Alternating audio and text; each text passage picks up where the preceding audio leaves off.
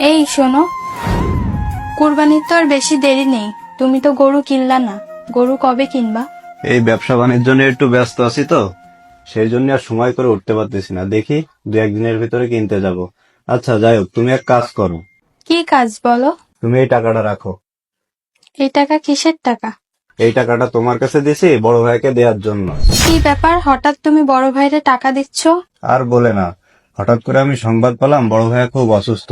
আর তাছাড়াও বড় ভাই যে চাকরিটা করতো ওই চাকরিটাও চলে গিয়েছে। 2-1 দিন পরেই তো ঈদ, আর ঈদের সময় তার তো অনেক খরচ আছে।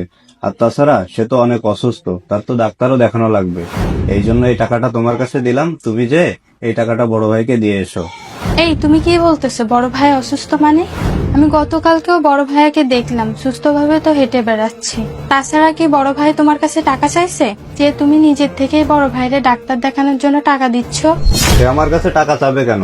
আমি তার ছোট ভাই, আমার একটা দায়িত্ব আছে না তার অসময়ে তার পাশে দাঁড়ানোর। হ্যাঁ, তোমার দায়িত্ব তো তোমার ভাই বোনের বেলায় আছে, আর আমার বেলায় তোমার কোনো দায়িত্ব নেই। বুঝলাম না, তোমার কি সবসময় বেশি কথা বলা স্বভাব? তোমারে যেটা বলেছি তুমি সেটা করো। আচ্ছা ঠিক আছে, আমি একটু পরে যেয়ে ভাইয়াকে টাকা দিয়ে আসবো। আচ্ছা ঠিক আছে, তাইলে তুমি থাকো, আমি একটু বাইরের দিকে যাচ্ছি। আর অবশ্যই বড় ভাইয়ের টাকাটা দিয়ে আসবা। আচ্ছা ঠিক আছে, তুমি যাও। দাঁড়া, ঠিক আছে বড় ভাই। এই টাকাটা রাখ। কিসের টাকা ভাই? তুই আমার ডাক্তার দেখানোর জন্য ছোট বউরা দিয়ে সকালবেলা যে টাকা পাঠাই দিলি, এটা সেই টাকা। ডাক্তার দেখায় যখন 5,000 টাকাতে 1,000 টাকা পাইছেছে, ওই টাকা আর আমারে দেওয়ার দরকার কি? তোর কাছেই রেখে দিতি। এ জয়, তুই কি করছিস? 5,000 টাকা মানে?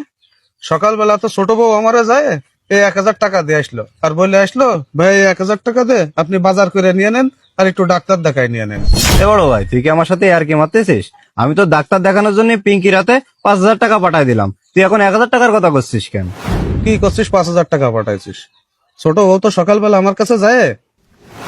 বড় ভাইয়া, ও বড় ভাইয়া, কি হয়েছে? আপনি এখানে বসে ঘুমাচ্ছেন, ভাবি কই?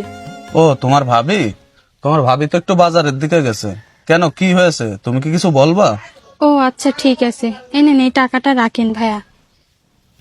এটা কিসের টাকা? এই টাকাটা আপনার ছোট ভাই আপনাকে দিয়েছে। তো হঠাৎ জয় টাকা পাঠালো কি জন্য?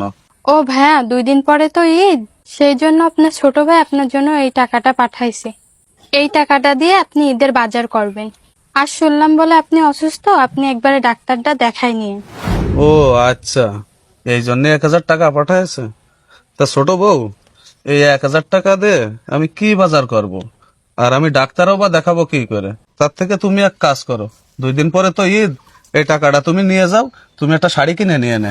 না না ভাই, আমার লাগবে না, আপনি রাখেন। আসলে ভাই আমিও জানি 1,000 টাকা দিয়ে ডাক্তার দেখানোও হবে না, আবার বাজার করাও যে হয় না, এটা আমি ভালো করেই জানি। কিন্তু কি করব ভাইয়া, আপনার ছোট ভাইয়ের হাতের অবস্থা একটুও ভালো না, তার ব্যবসা বাণিজ্য এখন একটুও ভালো না।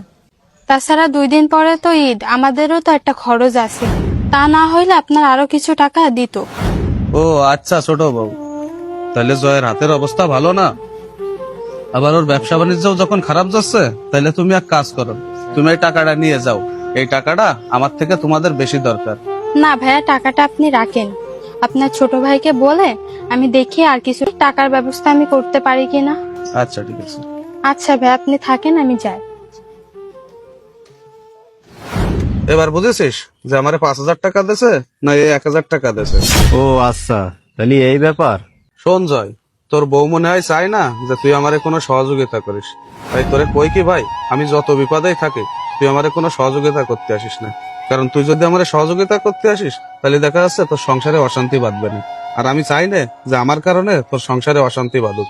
আজকে হয়তো আমার শরীরটা খারাপ, আর সামনে ঈদ, বাজারঘাট করতে পারতেছি না, কিন্তু আমার এই অবস্থা তো থাকবে না। আজকে না হয় আমার ব্যবসা বাণিজ্য নেই, 2 দিন পরে তো আল্লাহর রহমতে হতেও পারে। তাই তোরে কই ভাই, তুই আমার আর সহযোগিতা করতে আসিস না, তুই তোর সংসার নিয়ে থাক, আর এই টাকাটা রাখ, এই টাকাটা তোর কাজে লাগবে না। না ভাই থাক, তোর কাছেই রেখে দে। আমি কলাম না টাকা রাখ, তোর টাকা আমার দরকার নেই, ধর তুই থাক, আমি চলে গেলাম।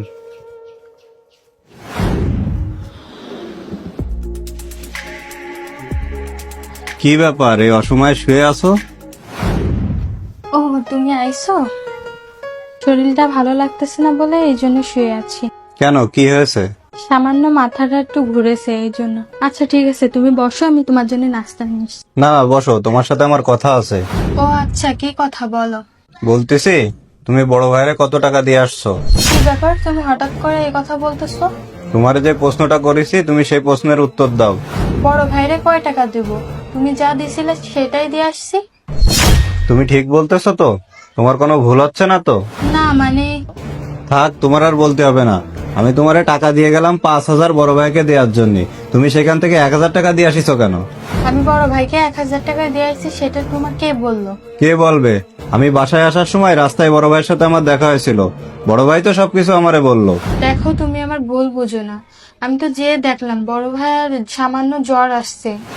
সামান্য জ্বরের চিকিৎসার জন্য কি 5,000 টাকার দরকার? এই জন্য আমি 1,000 টাকা দিয়ে আইছি, যে 1,000 টাকা দিলে ডাক্তার দেখানো হয়ে যাবে। ও আচ্ছা, তাহলে তো তুমি অনেক বড় ডাক্তার হয়ে গেছো। দেখেই বুঝে ফেলাছো যে সামান্য জ্বর হয়েছে। তা তুমি যখন এত বড় ডাক্তারই হয়ে গেছো, তাহলে বাসায় কি করতেছো? যাই একটা ক্লিনিক খুলে বসো। এই, তুমি এসব কি কথা বলতেছো? কি বলতেছি তুমি বুঝতেছো না?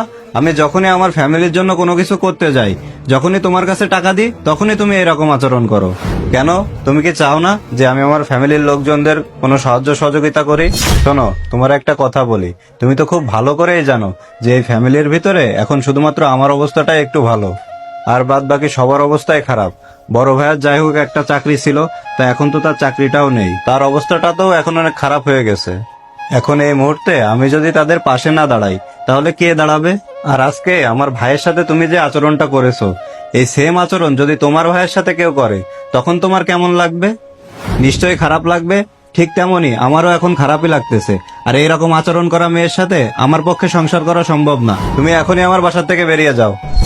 দেখো, তুমি আমার এইভাবে বলো না। আমার অনেক বড় ভুল হয়ে গেছে, আমি এই ধরনের কাজ আর কখনো করব না।